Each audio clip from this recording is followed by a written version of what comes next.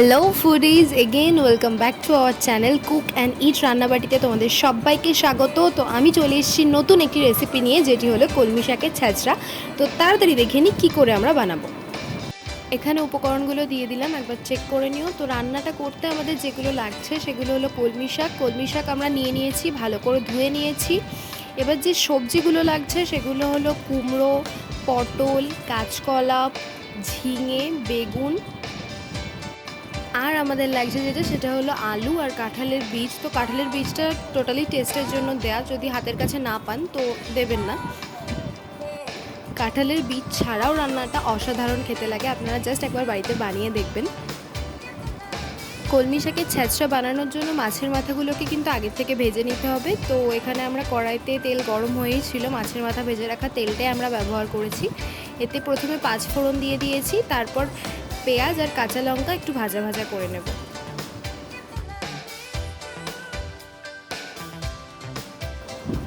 পেঁয়াজ কাঁচা লঙ্কা প্রায় ভাজা ভাজা হয়ে এসছে, এর মধ্যে সব সবজিগুলো, কেটে রাখা সবজিগুলো দিয়ে দিয়েছি।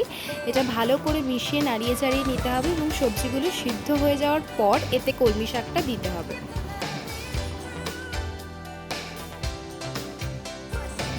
আমরা এখানে কলমি শাক দিয়ে দিয়েছি। কলমি শাক দেওয়ার পর ভালো করে নাড়িয়ে চাড়িয়ে নিয়ে শাক থেকে জল ছেড়ে আসলে তারপর আগের থেকে ভেজে রাখা মাছের মাথাগুলো এর মধ্যে দিয়ে মিশিয়ে নিতে হবে।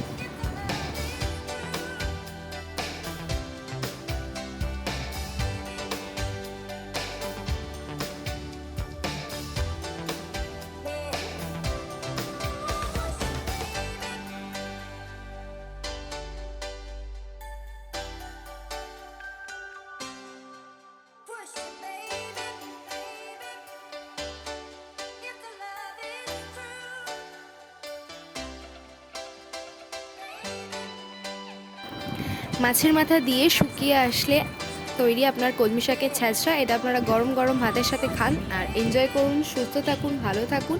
ভিডিওটি কেমন লাগলে অবশ্যই কমেন্ট বক্সে জানাবেন। লাইক, কমেন্ট, শেয়ার করতে একদম ভুলবেন না। Thank you for watching and keep supporting.